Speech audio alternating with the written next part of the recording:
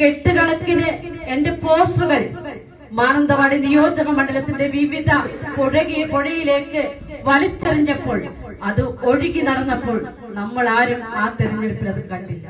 അന്ന് PK ജയലക്ഷ്മി മാത്രമല്ല, UDF സ്ഥാനാർത്ഥിയാണ്. തിരിക്കില്ല. ഇത് നമ്മുടെ അവസാനത്തെ വണ്ടിയാണ് നമ്മളെല്ലാവരും നോക്കുന്നത്.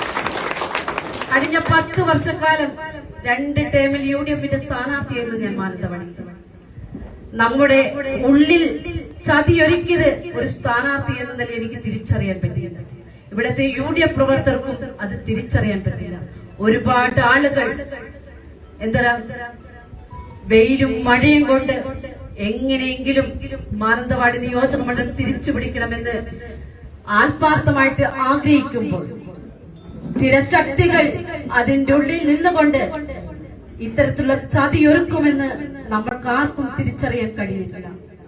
കെട്ടുകണക്കിന് എന്റെ പോസ്റ്ററുകൾ മാനന്തവാടി നിയോജക മണ്ഡലത്തിന്റെ വിവിധ പുഴയിലേക്ക് വലിച്ചെറിഞ്ഞപ്പോൾ, അത് ഒഴുകി നടന്നപ്പോൾ നമ്മൾ ആരും ആ തെരഞ്ഞെടുപ്പിൽ അത് കണ്ടില്ല.